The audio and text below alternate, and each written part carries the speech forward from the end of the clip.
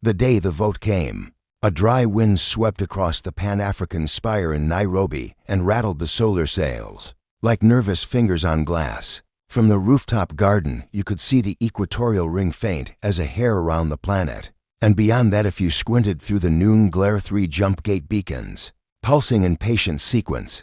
To tourists, those lights were pretty. To diplomats, they were arteries. To President Amara Klein, watching the sky from a bench of recycled basalt, they were potential tourniquets. "Ma'am," said her chief of staff, Mikkel Rao, stepping into the sun. "The convergence feeds are live. They've started roll call." Klein stood, smoothing a suit lacquered with nanoflora that wicked off sweat and dust. "Any whip counts from our side. 3 dozen undecideds last night. This morning, most of them broke against us." He hesitated. "Vadra's whispering about enforcement fleets pre-positioned at the Lighton arches." "I couldn't confirm."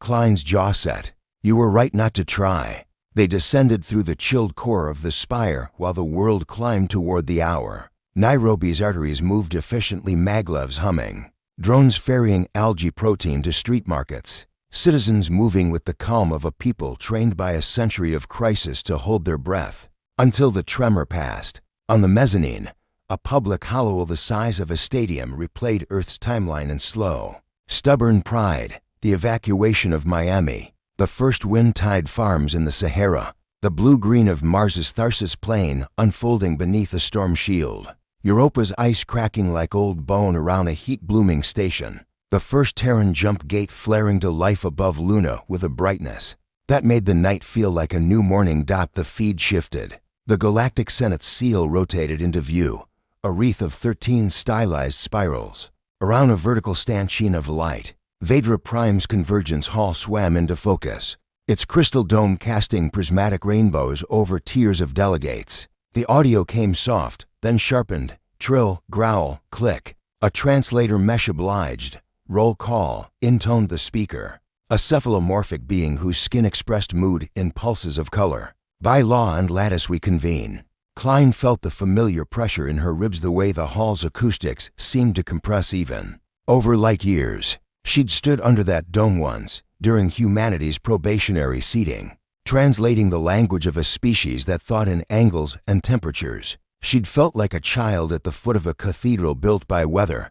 Now, across the ocean of the hall, she saw Ambassador Kellen Joe in Earth's seat, gray at the temples, posture precise, hands folded in a practiced clasp that suggested patience and massed fury. Beside him floated the compact silver lamina that carried Earth's voting credential, a quorum ring, its permissions braided into the galactic net, the quantum lattice that made and measured law. From one arm of the galaxy to the next, begin the motion, the speaker sighed. Pearl white, a new glyph appeared, Sanction Earth charges listed underneath like a resume rewritten despite. Reckless technological asymmetry, aggressive patent sequestering, warp gate toll manipulation, failure to seed the Casimir cascade process, the trick of coaxing vacuum fluctuations to shoulder energy infrastructure for jump apertures. Jealousy made legal, Klein thought, and hated herself for the pettiness of the phrasing. The older civilizations weren't merely jealous, they were tired. Why should a species that had learned to walk on cosmic ice yesterday come striding into a ballroom and change the music? The feed cut to a split-screen mosaic, 100 faces, 100 anatomies. A sand column of the parietal league signaled I by letting its grains align with their magnetic poles. A pair of knot-bodied Jatian twins expressed dissent by braiding more tightly. A human mind without spectacle simply said no, and the lattice counted just as well. In low orbit, aboard the Terran Union carrier Ishmael, Chief Systems Architect Odette Namazi sat strapped in a bubble of smart glass and watched the same tally cascade across her retina. The dissolution protocol, a thought she refused to permit, hid in the corner of her awareness. Like a shadow you could convince yourself was a coat on a chair. She flicked it away and zoomed into the Senate's procedural sublayer. Every motion carried with it a swarm of token exchanges in the net.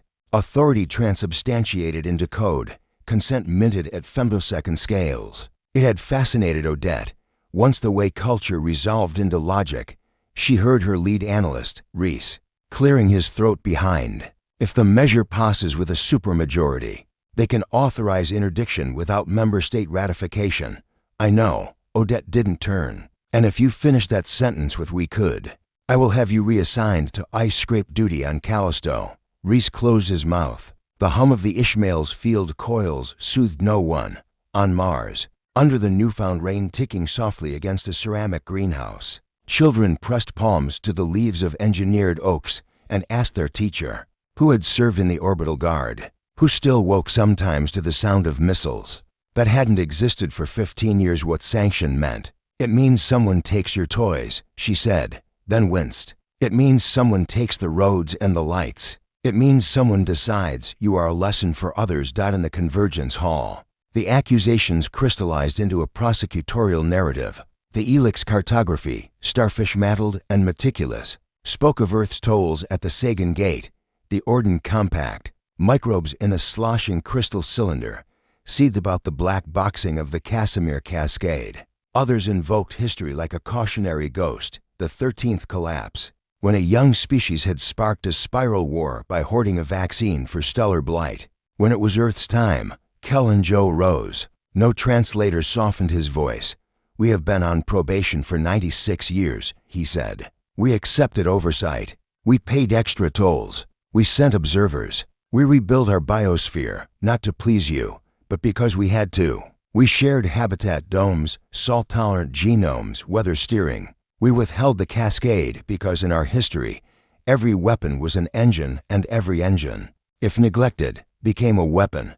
He folded his hands. "You call this avarice. I call it survival." Klein felt the old ache. She had watched Kellen testify against his own father in an anti-corruption tribunal, back when Earth's quantum governance was scrappy and experimental. The referendum mesh polis had not yet learned to dampen its manic swarms of decision. Kellen believed in process the way some believed in saints. Even defending Earth, he was apologizing for the mess of having made it so far so fast. A whisper bloom rippled through the hall, audible in certain gas-filled sacs, visible to those who could read the shiver of light across Karapachi. The speaker pulsed ultraviolet for silence. "The motion stands," they said. "We proceed to vote." Mickle's hand closed on the back of Klein's chair. His knuckles had gone white. No one breathed in the Terran Council chamber. No one coughed in the market below the spire. No one refilled their coffee on the Ishmael. In that sliver of time between counting and knowing, hope was not noble. It was feral. A progress spiral began to fill. Names flickered and froze. I, the hegemony of SciFi. The pelvic concord I. The virile dynasts abstain. Then, under a quiet pressure, Klein could almost feel through the glass. I, the Orati SYMBIONTS-no. Klein breathed in like a drowning woman remembering lungs. The Orati did nothing without an essay. Their light field avatars conferred with themselves, shedding petals of luminous script that meant caution, memory, a kind of benevolent fear, a beat. Then, no doubt, it didn't matter. The supermajority threshold was a cliff. Once over, grace counted for almost nothing. The progress spiral closed. The speaker dimmed to the color of storm ice. "By quorum and lattice," they said, "the motion passes. Effective immediately, the Galactic Senate imposes sanctions upon the Terran Union. Trade embargoes extend to existing contracts, with exception for humanitarian throughput as defined in Appendix." The voice became a droning thread, weaving through relief clauses and escalation ladders, all of it precise as a scalpel and just as kind. The convergence feeds spliced in enforcement overlays, interdiction fleets on gentle standby vectors, like swords held point down, escorts rerouted, docking rights rescinded at stations whose names had become familiar. To the everyday Terran Auriga's gate, Mahdi's lantern, Ghislaine spindle word sounds that had joined airport and harbor, and border in the language of getting somewhere. Reese swore softly on the Ishmael. Odette breathed out through her nose. "Worse than we modeled?" she asked. "Preposition ships at Lighton," he admitted. "So the rumor mill was right." "Rumors are how organisms metabolize fear," Odette said. Open channel to Nairobi, the Spire's council chamber filled with faces. The High Council, a quilt of continents and genders and ages. Some human only because the law required at least that degree of shared anatomy. Klein's image centered itself in the spread like a lighthouse lens. We will respond calmly, she said. Before they could ask the question, they had all agreed none of them would ask. Until the last possible second. We will keep our markets liquid internally. We will root around what we can, declare force majeure where we can't. We'll invite monitors. We'll be boring, an old man from the Indonesian archipelago, a rare holdout against neural interface, because ulcers had made his brain a place of sharp corners, made a brittle sound. Boring won't keep bulk freighters moving. Boring has kept nations from shooting. More times than I can count, Klein said. Another counselor's avatar fractured into frustrated polygons. The embargo makes our moon yards idle. Our farming colonies will be painted as luxury endeavors. President, we cannot cede the cascade. It is the spine of our... I am not suggesting we cede the cascade, Klein said. Her voice stayed level because it had to. I am suggesting we survive the first 48 hours without flinching. So the Senate learns that their leash slips on our necks. Kellen Joe's face winked into a side Payne Patchton from Vedra. The hall's acoustics made him sound like he was calling from inside a bell. Madam President, the Speaker has offered humanitarian corridors if we open our inspection logs to a mixed committee. How mixed? Klein asked. Mixed enough to be insulting, Kellen said, almost smiling. The Orati want a seat. That's to our advantage. The Symbians hate theater. They'll make it work or they'll walk. The Indonesian counselor leaned forward until his image pixelated. And if the enforcement fleets decide to test our compliance? Kellen's smile died. Then we see which captain wants to make their name the synonym for a war no one can afford. Klein pressed her fingers against the cool edge of the table. The temptation to rage was hot and simple. She could feel speeches growing in her throat like teeth. You fear us because we learned to fix what we broke. You fear us because we are still breaking things and fixing them faster. You call our scarcity a crime because you forgot scarcity ever existed. Instead, she said, we will file an appeal. A pause, then laughter bitter, disbelieving not because the appeal would succeed, but because the sentence steadied the room. Process like a handrail in a burning building. The convergence feed bled back into the chamber. The speaker now reading from procedures for compliance verification. A small, jagged sense of the surreal edged everything. They could hear a government across light years explain, in immaculate nuance, how to slowly starve a planet that had once nearly starved itself on the Ishmael. Odette shut down Reese's angry gesture with a glance. Spin up internal redundancy. Assume lattice latency will wobble while they rekey half their registries. Run simulations on orbital trade under embargo conditions. And Reese, yeah. Find me all the places their protocol commits trust to a single cuff link. He blinked. A what? A fancy way of saying weak point, Odette said, and finally allowed herself to look at the shadow in the corner of her mind. The dissolution protocol wasn't a weapon. It was a veto, elevated to metaphysics. They had built it because every empire puts a red button in a glass box and tells itself, no one will ever lift the hammer. She had argued against it. She had lost. Then she had hidden it so well she sometimes forgot where she started and the hiding ended.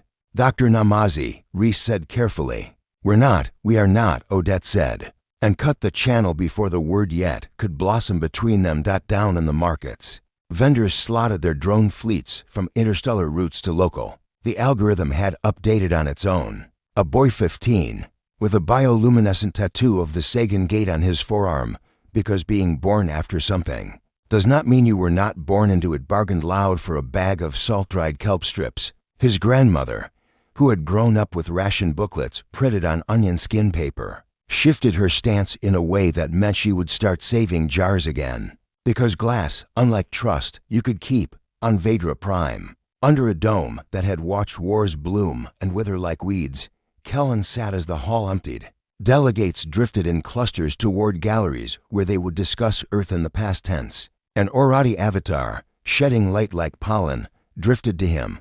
We opposed, it said. Its voice a chord, and yet the chorus drowns us. I noticed, Kellen said. The Orati's light wilted to a thoughtful amber. Your people are fast. We do not say this as praise or censure. We say it as a fact. Speed is a solvent. Kellen pinched the bridge of his nose. You're telling me to slow down. We are telling you the lattice is old, the Orati said. Old things survive by becoming many. The Senate made itself a single thing. It has forgotten how to be a forest. Kellen looked up. And Earth is a fire, said the Orati, and dimmed away.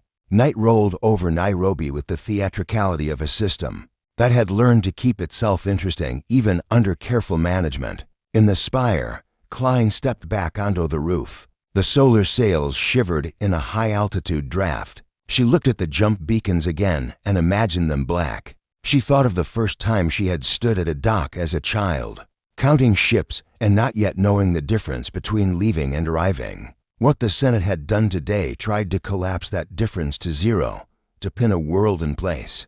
Her personal mesh pinged with a message. From Kellen Joe, no preamble. He didn't do preambles. They will expect us to beg the right way.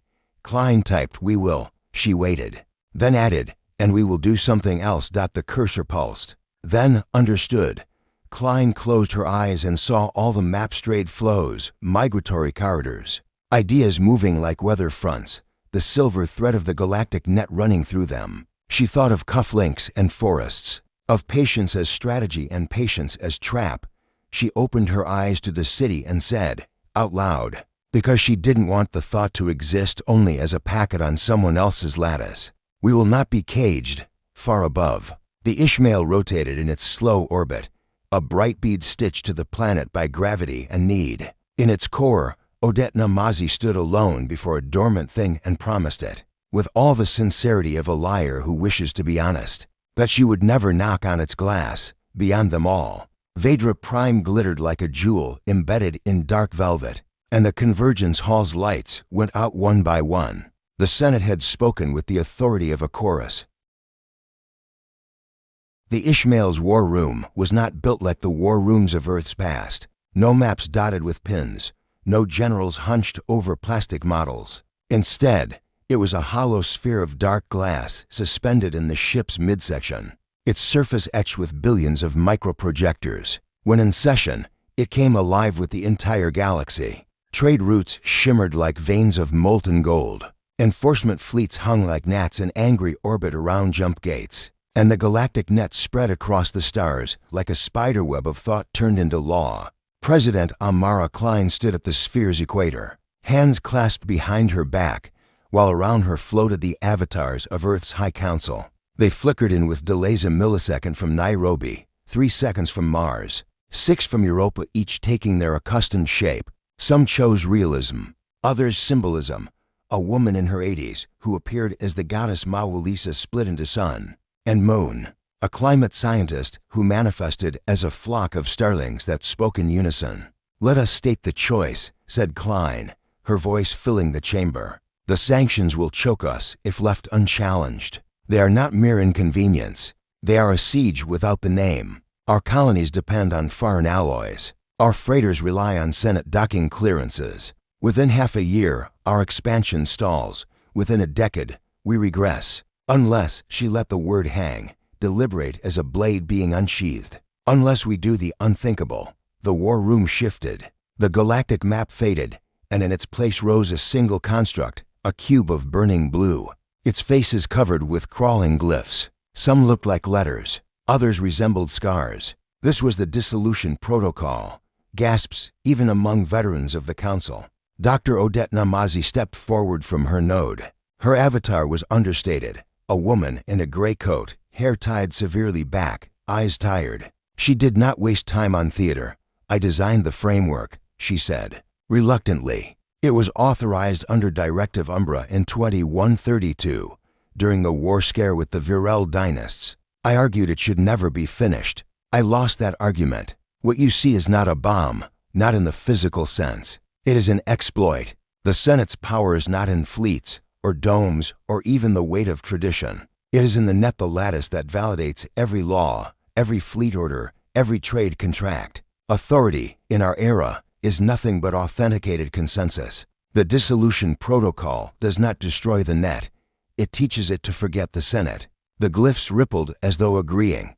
Counselor Ulysses Morel, who represented the orbital habitats, frowned. Explain in terms suitable for those of us who are not. Hackers, Odette folded her arms. Imagine a cathedral held up by flying buttresses. You can't knock the walls down, they're too thick, but if you cut the mortar from the right stones, the whole structure lists and falls under its own weight. The protocol doesn't launch missiles or melt circuits. It identifies quorum verifiers, the nodes that confirm the Senate's authority, and corrupts their permissions. Without quorum, the Senate cannot issue law. Its decrees become gossip. Enforcement fleets find their command codes invalid. Contracts cannot be executed. The cathedral collapses, and all that remains are freestanding chapels, the sovereign polities themselves. Silence. The council absorbed the vision, a galaxy suddenly ungoverned. Every civilization cut free to drift or clash. It would mean chaos, murmured Counselor Njeri Mabatha from Nairobi,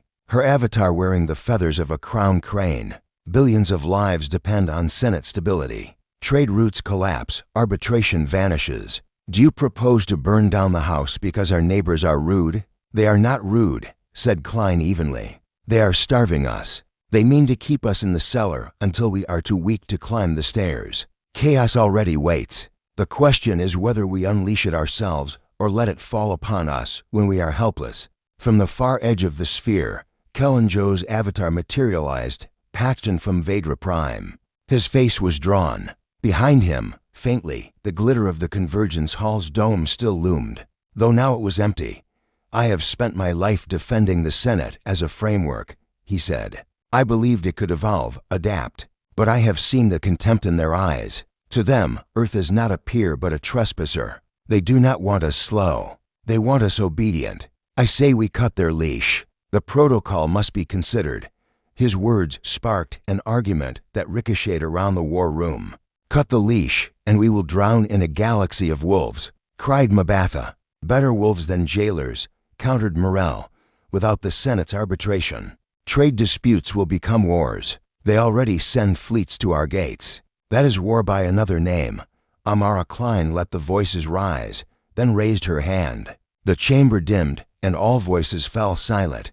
You mistake me, she said softly. This is not a vote to deploy the protocol. Not yet. This is a vote to prepare it, to bring it to readiness, so that if the Senate tightens the noose, we have more than protest and appeals. Odette inclined her head. I can awaken the framework. It will take time. Weeks, perhaps months. But once armed, it cannot remain dormant indefinitely. The Senate audits the net constantly. Eventually they would notice. And if they notice, they will know. They will know, echoed Joe, his voice iron. And by then, it will be too late. After the session adjourned, Odette walked alone through the Ishmael's quiet corridors. The ship's crew moved with forced calm, but she could feel their unease in the way they lingered near consoles, the way conversations hushed when she passed. Everyone knew she was the keeper of the glass box with the red button. She entered the secure vault, a room lined with braided superconductors that hummed faintly like a hive. In its center floated a crystalline interface, the keywell. With a gesture, she summoned the glyph cube of the protocol again. It hovered before her, whispering in a language of permissions and denials.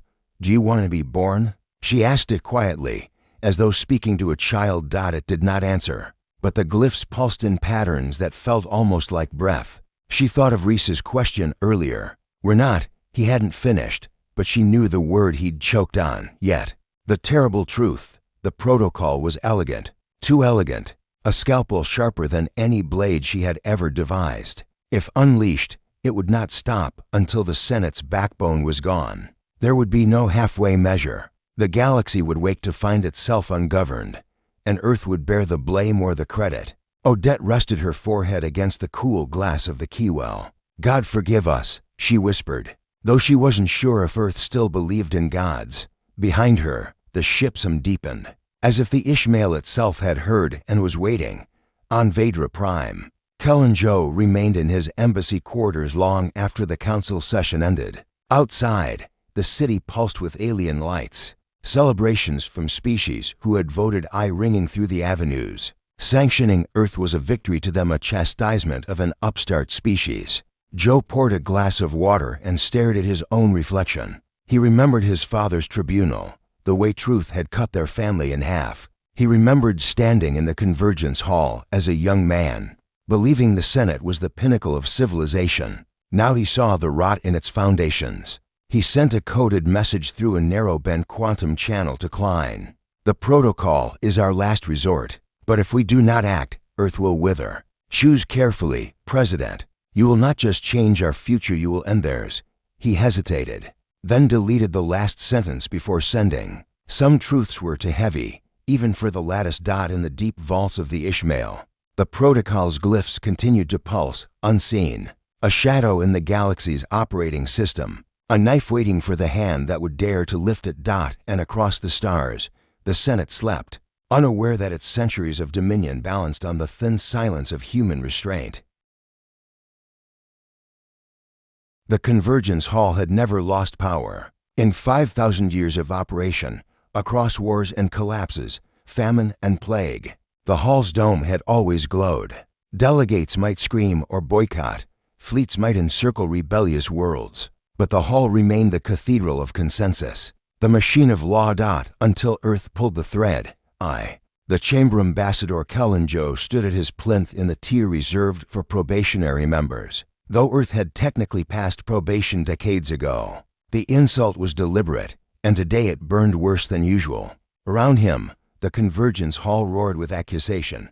Earth manipulates tolls at the Sagan Gate. Earth hoards the Casimir Cascade. Earth destabilizes the spiral by expansion unchecked. The voices belonged to 100 unatomies, resonant sacs, magnetic grains, tendrils vibrating in chemical chords, but the translators carried them all as anger. Kellen did not rise. He folded his hands, eyes steady, while the chorus swelled. He had been briefed that morning. The dissolution protocol was armed. President Klein's message had been simple. Wait for the signal. The world will know when. The world. He looked up at the dome and thought, no, the galaxy. The Ishmael and Jupiter orbit. The Terran Union carrier Ishmael carried not weapons, but something far more dangerous. Deep in its core, Odette Namazi stood before the keywell, her hand hovering inches from the interface.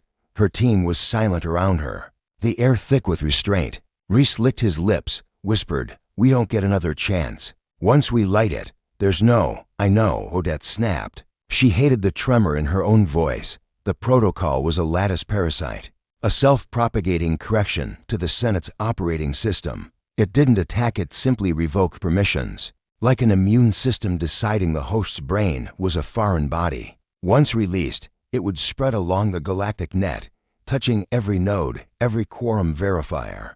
Odette closed her eyes. For a moment she saw the cathedral her metaphor had built, arches collapsing, buttresses shearing, the dome splitting under its own grandeur. She had loved that cathedral once, but Earth had been left at its door, shivering. She opened her eyes and lowered her hand. The protocol leapt. The first flicker it began with silence. In the hall, mid-sentence. The speaker's quorum ring dimmed. The convergence glyphs behind them hiccuped, letters collapsing into squiggles. Delegates muttered in irritation, as if the net were merely buffering. Then the first orders failed. A Virel Dynast fleet at Mahdi's Lantern received an update packet blank. Captains entered override codes rejected. Their weapons systems, dependent on Senate authentication, went dark. Docking clearances at the Auriga Gate vanished mid-cycle, stranding dozens of freighters. Arbitration courts found their registries wiped. Contracts worth trillions reduced to corrupted hash. In the hall, confusion grew.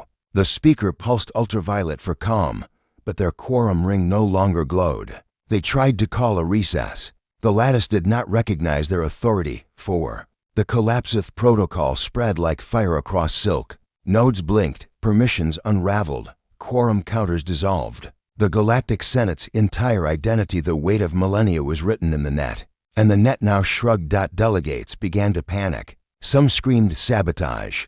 Others accused rival species of treachery. A contingent of the Orden Compact tried to storm the speaker's platform, their crystalline bodies clattering like breaking glass. Kellenjo finally stood. Esteemed delegates, he said, voice amplified across the hall. You have sanctioned Earth for being what you feared, clever, swift, unwilling to kneel. And so we have acted, not with fleets, not with fire, but with truth.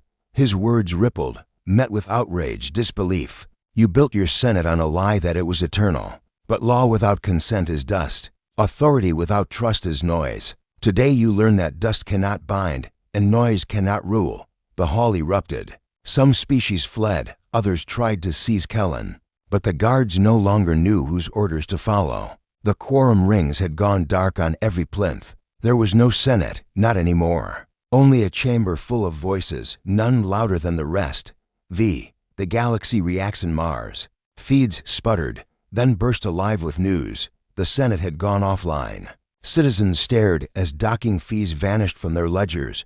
Embargo restrictions dissolved. Enforcement fleets went adrift. Merchants cheered. Farmers wept. Some feared worse, that the galaxy would now turn on Earth with vengeance. In the orbital habs, Morel watched the data cascade and muttered, "We just broke the universe's spine." In Nairobi, Klein stood before the High Council, calm though her pulse hammered. "We have not broken it," she said. "We have unbound it. Now the galaxy chooses, freedom or chaos. VI. The speaker's silency in Vedra Prime. The speaker tried again and again to command the hall.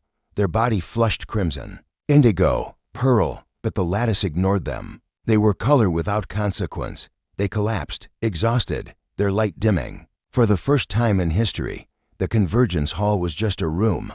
Kellen watched in silence, feeling no triumph. The protocol had worked too well. Earth had dissolved the Senate. But he knew what came next: the scramble, the vacuum, the wolves circling, and humanity would be blamed, or worshipped, or both. VII. Odette's guilt in the Ishmael. Odette sat alone in the vault, the protocol's cube now blank. She had killed a cathedral with a keystroke. She whispered, "God forgive me," though she knew forgiveness was not coded into the net. Then she raised her head, eyes hard. "But Earth will not beg again." President Amara Klein stood in the council chamber of the Pan-African Spire, Nairobi. Every feed, every holo, every lattice link across the galaxy had been hijacked by Terran signal. The alien press called it crude. The technicians called it impossible. Either way, all eyes were on her. Behind her, Earth's flag pulsed as light. Not cloth stars in a spiral, a single blue orb in the center. Delegates of the galaxy. Klein began. Her voice was even, without theatrics. "You sought to bind us with sanctions. You sought to make Earth kneel. In doing so, you reminded us that the Senate was never a council of equals. It was a throne, and we were its subjects." She looked straight into the feed, into the millions of alien eyes that watched. Today that throne is dust. The Senate is dissolved not by fire, not by invasion, but by its own fragility. Authority written in a machine cannot survive when its machine forgets. She let the silence stretch. Some delegates squirmed in their seats across the stars. Others leaned closer. "We will not replace the Senate with another throne. The age of decrees is over. From this day forward, every world chooses its own path, ally, rival, or adversary. But never again, master and subject." The feed cut. For the first time in galactic history, there was no central voice to answer. 2. Reactions in Vedra Prime. Chaos ruled the Convergence Hall. Delegates fled, leaving abandoned quorum rings that no longer glowed. The speakers sat motionless, their colors dimming into shades of mourning. For them, it was not just a government that had ended, it was a religion. Among the Orcs symbionts, light fields burst in conflicted blooms. Some hailed Earth as liberators. Others whispered that Earth had unleashed anarchy. The Orden Compact screamed treachery and vowed to rebuild the Senate without humans. The Virel dynasts quietly began recalling fleets, testing the new freedom, and in thousands of lesser polities, worlds that had long chafed under Senate tariffs and quotas cheered. "The leash is broken," they sang in their markets. "The leash is broken." 3. The wolves stir. Kalen Joe did not sleep. His embassy quarters on Vedra became a fortress, walls vibrating with the arguments of allies and the threats of enemies. Delegations sought him out in secret. The Elix cartography offered a packed Earth. Shares the Cascade process. They grant protection. The Pelphic Concord demanded reparations or war. The Orati symbionts asked only one question: "Do you understand what you have done?" Kellen's answer was always the same: yes, but alone. In the rare moments when the channels went quiet, he admitted the truth to himself. No one could understand what had been done. Not yet. IV. The council divides in Nairobi. The High Council convened. The chamber was heavy with consequence. We have unleashed wolves, Mabatha said. The compact, the dynasts, the Concord each will carve what they can. Without law, every border is a battlefield. We have also unleashed opportunity, Morel countered. Colonies can trade without Senate tolls. Innovation will explode. Our moonyards will build unshackled. It will be chaos. It will be freedom. The room fractured into factions, isolationists who demanded Earth retreat and fortify its gates, expansionists who saw the chance to seize hegemony, and idealists who spoke of a federation of equals. Klein listened, her face unreadable. Then she said, "We did not shatter the Senate to replace it with another cage. If we rise, it must be by covenant, not conquest." The chamber quieted, but doubt lingered via Odette's reckoning on the Ishmael. Odette Namazi wandered the secure vault where the dissolution protocol had once pulsed. Now the cube was gone, burned out like a star collapsing into silence. She could not escape the weight. Billions of beings across the galaxy now lived in uncertainty.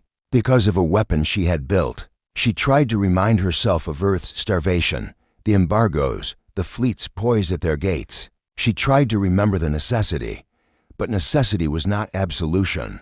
Reese found her staring at the blank keywell. "You did it," he said softly. "You broke the spine of the galaxy." "No," Odette said. Her voice was flat, but her eyes were wet. "I showed the galaxy it never had a spine at all, VI." The first Flamesthi new age did not wait long to reveal itself. At Mahdi's lantern. To freighters, one Orden, one Terran claimed the same dock. Now that Senate arbitration was void. The dispute escalated to weapons. 3 ships burned before the station ejected them both. At the Auriga gate, smugglers ran convoys past what had once been enforcement fleets. The fleets, unable to authenticate orders, splintered, half drifting home, half turning pirate. On Mars, colonists cheered as embargo restrictions dissolved overnight. Factories lit up, engines roared, a fever of freedom gripped the young world. Chaos and freedom, wolves and opportunity. The new order. Klein addressed the council again weeks later. Weary but resolute, the galaxy is now what it always claimed to be: sovereign. No Senate, no decrees. Only worlds, strong or weak, honest or treacherous. It is a dangerous age, but it is also ours to shape. She let her gaze sweep across them. We must decide not only how Earth survives, but how Earth leads. And for the first time since the vote, a murmur of unity rose from the chamber. VIII. Kellen's reflection. Vedra. Kellen walked the abandoned convergence hall. Dust already gathered where the quorum rings had dimmed. He stood in the center of the dome, whispering to ghosts, "You called us children. You called us reckless. Perhaps you were right, but children grow, and the reckless inherit the world." His words echoed, unchallenged. The hall was no longer a senate. It was just a room. The age of sovereign sacros. The spiral arms. Signals crackled. Treaties signed in backrooms. Fleets launched without permission. Markets blooming overnight. No one waited for decrees. No one asked the Senate for permission, because the Senate no longer existed. The galaxy had entered a new era. Some called it anarchy. Some called it liberation. But all called it the Age of Sovereigns. And at its heart stood Earth, once sanctioned, once shackled, now the species that had toppled the oldest order in the stars. Humanity, the architects of rebellion, would now have to learn how to be architects of something greater, or watch the galaxy burn in the fire they had lit.